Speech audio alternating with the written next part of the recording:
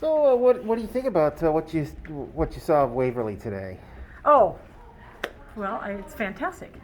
I said it again. I say it again all the time. People, when you've been in Iowa, if you've only been to one small town, you've only been to one small town because every single community, county has something that's really special. And of course, Waverly has a lot. Mm-hmm. People have been incredibly welcoming. The open space along the Cedar River is just something to brag about. Mm-hmm. And it's nice to talk to a business owner. As I've been crisscrossing the state, certainly during this pandemic, so many businesses are struggling. I would tell you the vast majority tell me that the revenues are down 60% or more. They absolutely want another round of PPP. But because outdoors has been something that people have taken advantage of more, he's doing really great. Mm-hmm. And that's nice to see. It's really nice to see. So, what do you think you've learned from what you've seen from Darren and other business people that you probably could take into your campaign against Senator Ernst? Well, I'm a small businesswoman. I've worked my entire career pretty much in small businesses, whether it was running bean walking crews on the farm, or working my way up to being most recently the president of a commercial real estate company. Mm-hmm. And I really understand how hard sometimes it can be to pay the bills and keep the lights on. Mm-hmm. I also know that Darren told us he has 10 employees. In small businesses like this, and by the way, Iowa is a state of small towns and small businesses just like this, those employees become like family. Mm-hmm. And they spend a long time. Oftentimes, I think the woman I met earlier was here already 6 years. And that it's really important that they have the support they need, because that's how you build a community. So I want to just continue to, make sure that we're looking out for our small businesses. I put out a plan called Small Towns, Bigger Paychecks, focusing on 3 things in particular.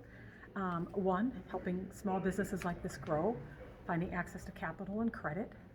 About half of Iowa's workforce work in small businesses like this. Mm-hmm. And many small businesses don't have that credit they need to get through a few months of tough times. Mm-hmm. Second, investing in workforce. I'm a big proponent of community college, trade schools, technical schools, apprenticeship programs. I want to make those investments first, making sure that everyone has that great start. Because what happens is you get those skills, you get those trades, and then you go on to start your own small business too. Mm-hmm. And then third, investing in infrastructure. And we heard that right outside. The very first thing that was brought up was infrastructure. And folks across this country, and certainly Iowa, we need investment in infrastructure, from the bridges to the broadband to the locks and dams, everything in between. And that is something I'm going to be working hard on, because it makes our communities competitive and helps us be safe and healthy, whether it's sanitary systems and water systems.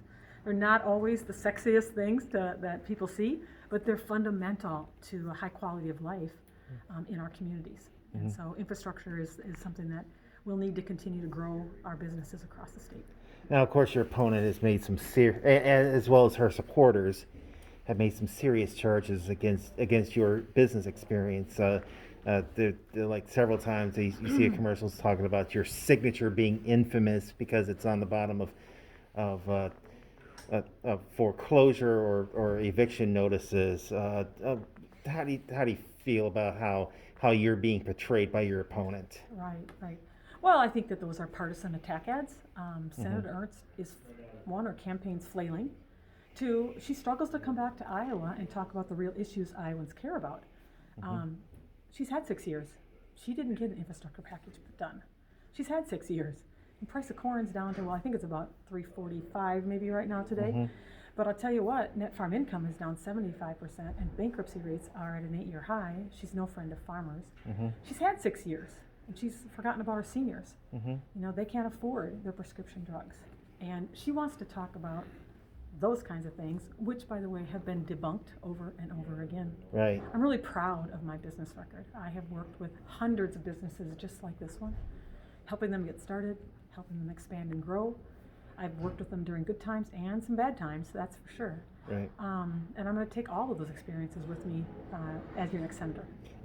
Now, of course, that may be affecting how you're perceived, though, and you do have a slim lead in the latest Iowa poll, 43-40, What do you think it will take to get you over the top then come November 3rd? Well, I think that people have to get out and vote. All Iowans need to vote. It's how their voices get heard. And so we're going to continue to work hard to get that vote out. We're going to continue to do what we've been doing, which Iowans have been responding to so well, which is just staying focused on the bread and butter kitchen table issues that are important to Iowans. I grew up rural. During the farm crisis, I watched families go bankrupt. I went to auctions, where the contents of their house were put in cardboard boxes and out onto hay racks and auctioned off. Farmers, they should not have to deal with what I had to put up with, because we can make different decisions in Washington. And so I stay focused on those kinds of issues, and I think that's why we're doing well across the state.